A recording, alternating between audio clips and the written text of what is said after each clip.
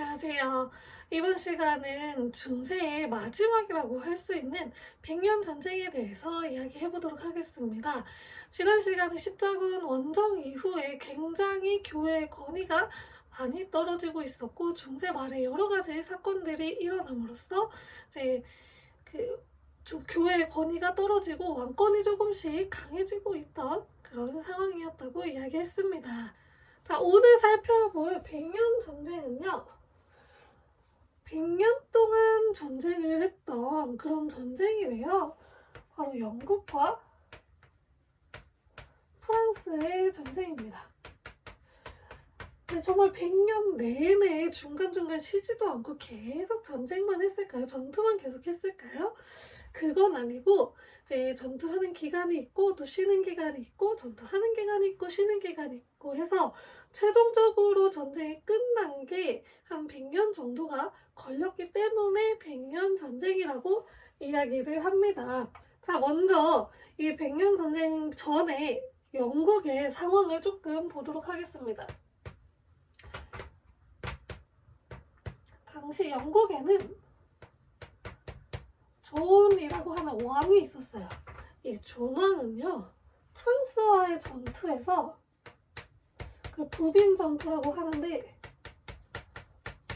프랑스하고 한번 싸웠어요. 여기서 영국이 패배를 해요. 그래가지고 이제 프랑스 내에 있던 영토를 조금 빼앗기게 되었습니다. 그래서 이후에 영국 내에서 그 봉건 제후들에 의한, 봉건 귀족들에 의한 반란이 좀 일어나요. 이 반란을 진압하기 위해서는 그러니까 돈이 필요해요. 어쨌든 뭐 군사비나 이런 것들이 필요하기 때문에 돈이 필요해서 세금을 더 걷기 위해서 의회를 소집하려고 했었어요. 세금을 더 거두려고 했습니다. 그런데 의회에서 우리 허락 없이는 세금 마음대로 걷지 말라며 존에게 대헌장이라는 것을 갖다 줍니다. 여기에는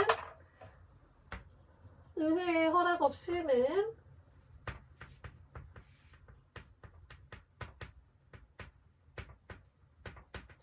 세금을 걷는 것을 과세라고 하는데 과세하지 마라. 의회의 허락 없이 과세 금지를 이야기했습니다. 그래서 이것이 기원이 되어서 이후에 영국에는 의회의 힘이 좀 강해지고 세금을 걷기 위해서는 반드시 의회의 허락을 받아야 했어요. 자, 이게 이제 마그나 카르타라고도 불립니다. 자, 영국은 이런 상황이었어요. 자, 그럼 이제 100년 전쟁으로 본격적으로 들어가는데 100년 전쟁이 왜 일어났냐? 100년 전쟁의 원인으로는 크게 세 가지를 꼽습니다. 첫 번째로는 왕위 계승 문제가 있어요.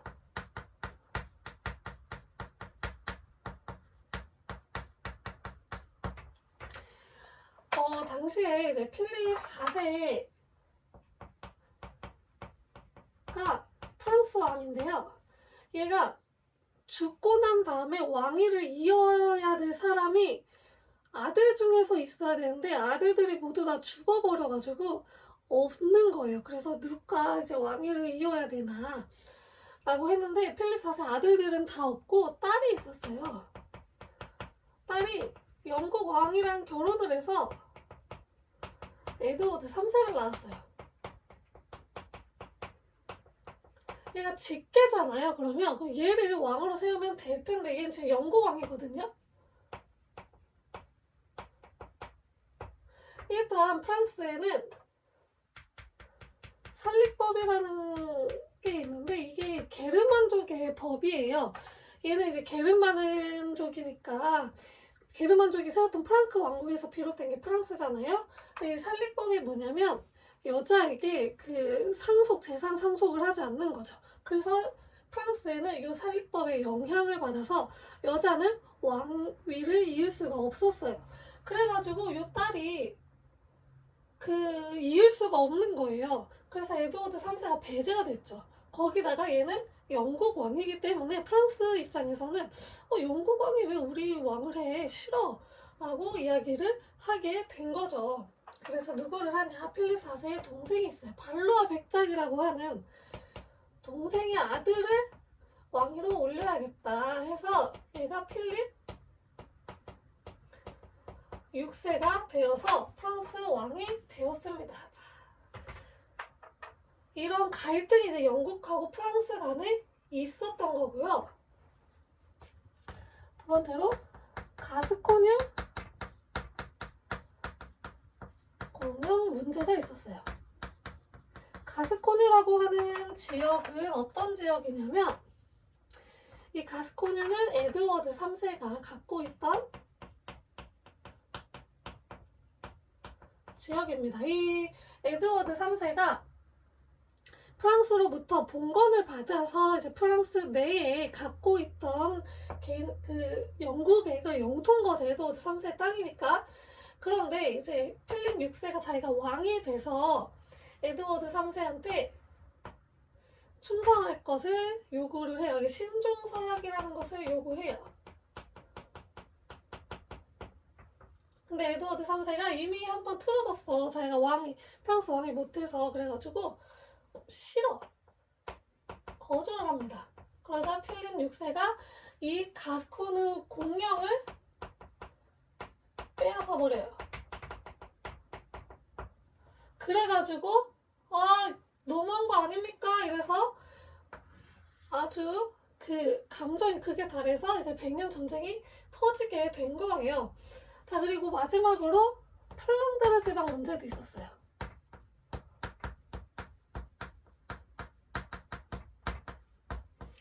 이 땅은 이제 영국의 주요 수입원이었던 양모를 생산하던 곳이었어요. 양의 털을 생산하던 곳이었는데 이게 영국에서 돈을 버는 주요 수입원이었어요.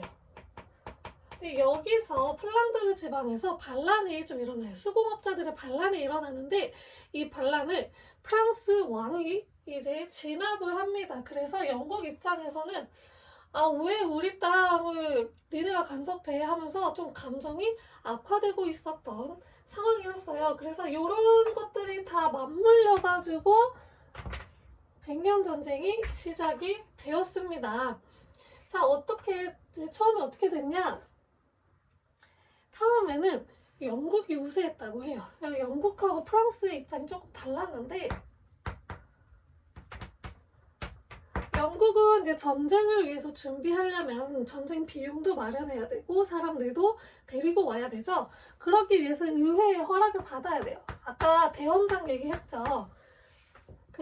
세금 거두려면 의회의 허락이 있어야 된다. 그래서 의회의 허락이 있어야 되는데 이 의회의 허락만 받으면 정비 마련도 쉽고 그냥 절차가 간단했어요. 근데 프랑스는 삼부회라는 것을 거쳐야 됐어요.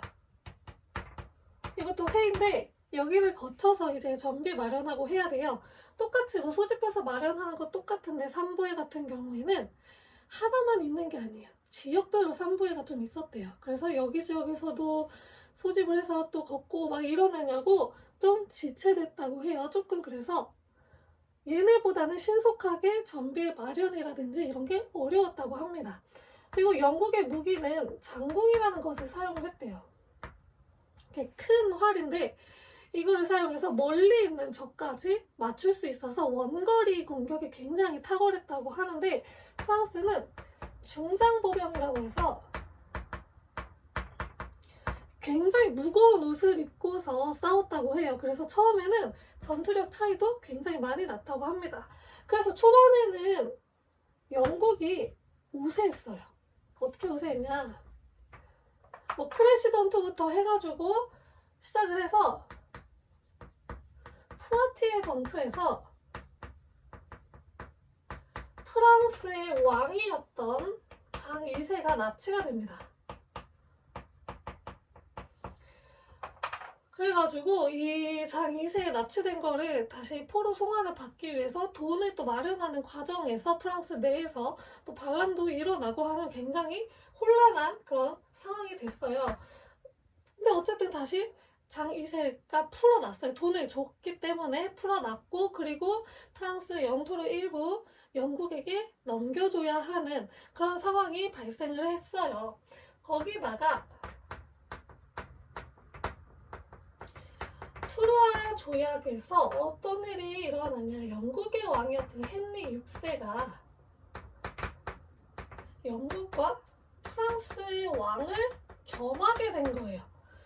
그러면서 당시의 프랑스에는 샤를 7세가 왕위를 원래 잇기로 되어 있었거든요. 근데 헨리 6세가 영국과 프랑스 왕을 같이 하면서 샤를 7세는 프랑스 왕을 하지 못하게 되는 상황이 발생을 하게 됩니다. 자, 이런 상황에서 프랑스의 영웅이 등장을 해요. 프랑스가 굉장히 지금 불리한 상황이잖아요. 근데 이 상황에서 잔다르크라는 인물이 등장을 합니다. 이 잔다르크가 굉장히 미스터리한 인물이래요.